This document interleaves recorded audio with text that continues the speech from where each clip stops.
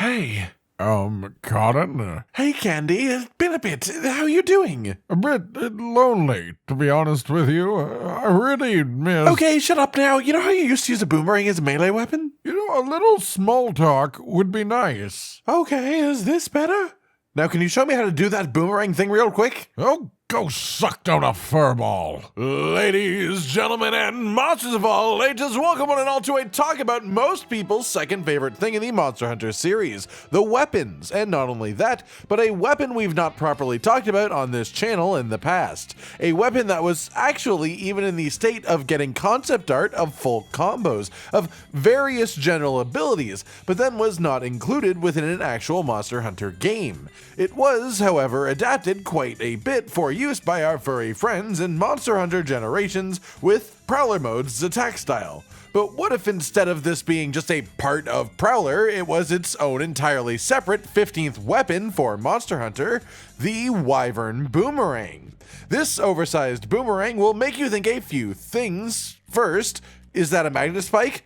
Yes, the way that the hunter holds this weapon is extremely similar to how a hunter holds a magnet spike, the rope along the back that you wield with one or two hands depending on the animation. And this concept art was also created a few years before the magnet spike existed, so it's highly possible they had a bit of sharing of ideas here. Or maybe it's just a total coincidence of similar concepts, but either way, it is somewhat undeniable that the slashing attacks of the magnet spike are probably a really good representation of the basic slashing combo that the Wyvern Boomerang would have, given that they share the exact same shape and holding position. That said, we have a good idea of many other things the Wyvern Boomerang has in its pocket that differentiate it quite substantially from the magnet spike and make it stand out as its own weapon. Most specifically, the pair of metal boxing gloves.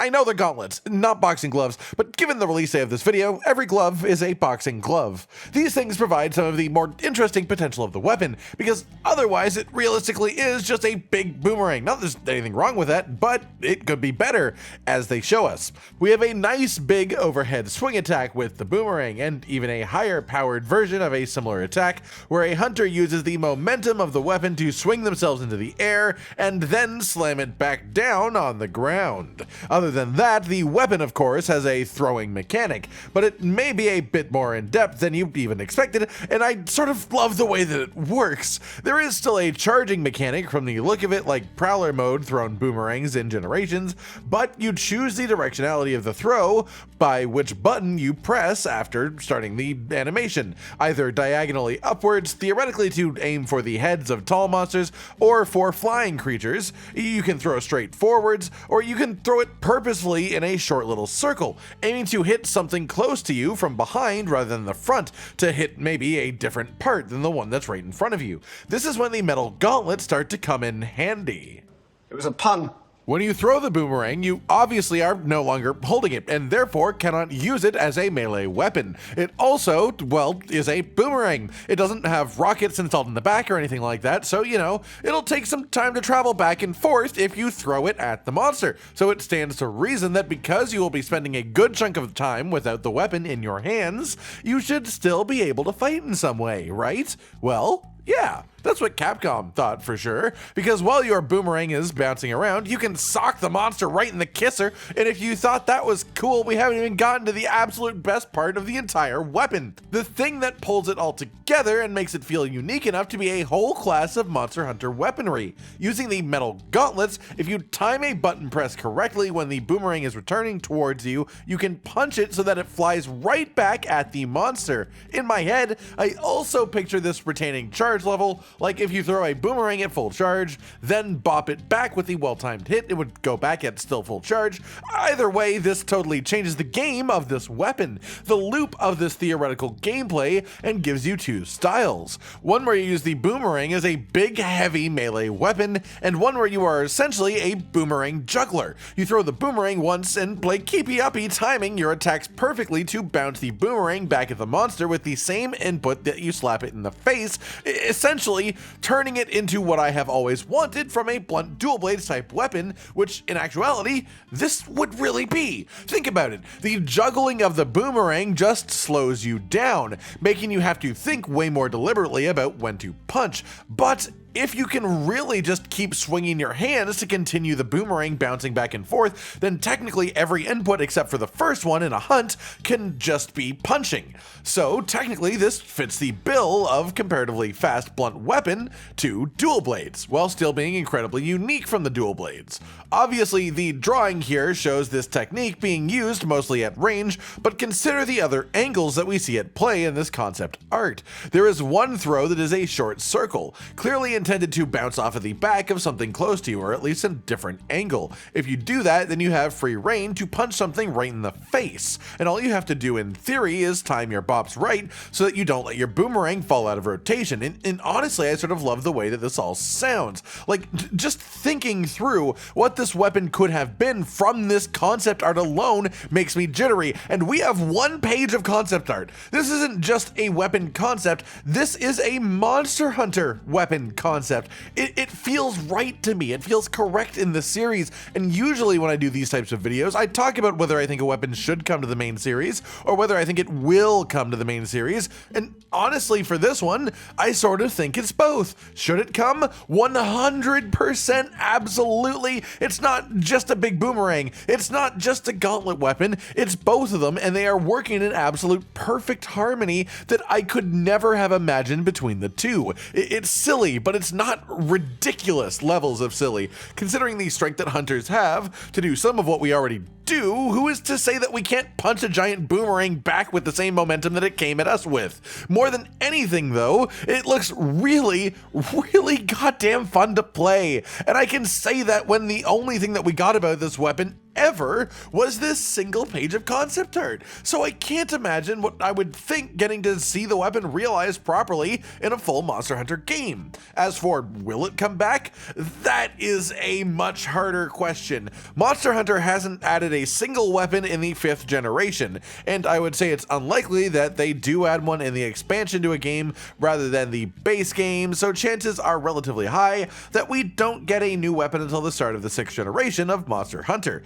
If we do even get any then, that is. Well, we don't necessarily need any new weapon in the series. More weapons is more playstyles and more fun, and there are some general playstyle concepts and player preferences that aren't necessarily being met by the current roster of weapons. A couple of holes that could be filled, so to say. One of these is a properly fast blunt weapon, which this very much fills the gap of. Frontier had tonfas, but they aren't in the main series, sadly, so maybe Wyvern Boomerang's gauntlet portion could fill that hole. There is also the concept of a weapon that is both melee and ranged in somewhat equal measure, something that Josh and I have both talked about before being a type of hunting spear that you throw at the monster, and then you have to collect the spears after the fact so that you have the ammunition to throw more spears. But guess what? Wyvern Boomerang sort of fills that hole perfectly as well when you consider a lot of how it is built. Yes, it looks like one way to play it is super melee focused, but it also has a ton of ranged options too, and I'm sure that you could build it around that as well. And from the looks of it, my guess is the most optimal way to play it, just from these sketches, would be to literally use the melee part of the weapon to make the ranged part of the weapon more efficient, which I absolutely adore as a concept. Given that this weapon was concept art for generations, but not actually put in the game, it is hard to say that this weapon is really particularly likely to return, but I would say because of those two holes that it fills, and just how goddamn Monster Hunter that it feels, this weapon will always have a chance of showing up in the series at some point down the line. If by some miracle it did happen to be in the upcoming expansion Sunbreak, it would also of course have the benefit of wire bugs, which I feel like actually help this weapon's case for existing more than they hurt it. For example, imagine this aerial jumping slam animation, but instead if it looked a bit more like this. That's right, what if it was a silk bind attack where you throw the boomerang straight up into the sky, whip out a wire bug to latch onto it, and take advantage of the moment where it switches momentum due to the tension to slam it forwards as an attack, almost like a gigantic executioner's axe, piercing the ground and any monster that may be in the way of the ground. And then your second silk bind can do something like this and let you literally fly. Okay, maybe that one would be a little bit too much, but this is the type of crazy shenanigans I see when I look at the Wyvern Boomerang. I'm sorry. sorry. It is a weapon that for me just has had whatever tense you want to use for this weapon. It's incredible. And I honestly like the concept of it more than most Monster Hunter weapons. Not that there is anything wrong with simple ideas done right, but there is just something so incredibly interesting to me about the gauntlets and boomerang that you juggle the boomerang by punching. Just that one sentence description of this weapon sounds so fun to me. Doesn't it sound fun to you? Maybe it's just a me thing, but Wyvern Boomerang is something that I would totally love to see. I want to see it fleshed out to a full moveset. I want to see what they would look like for each monster. Like, what would a Kieran Wyvern Boomerang look like, for example? As the weapon is essentially just a giant canvas for the game's design artists to work with. I just seriously, genuinely hope that this weapon somehow finds its way into the series properly one day, because I would play the absolute hell out of that thing. Alright, I've been Cotton Dinosaur, and this has been a talk about a weapon that never fully came into fruition, the Wyvern Boomerang. What are your thoughts on this weapon? Are you as enamored with it as I am, or do you think that it's a bit odd? Like if you liked the video, subscribe and hit the notification bell for more, and most importantly, ladies and gentlemen, until next time, stay sweet. Josh, Cotton, and Hollow with the videos, dropping the humor like a hammer on your tippy toes, bringing entertainment on a daily arrangement to take our insanity and turn it into entertainment. Yes, I said entertainment twice, to reiterate that it is nice to look into your faces on a mostly daily basis when you let us in your homes to make the whole world a stage. Goodbye.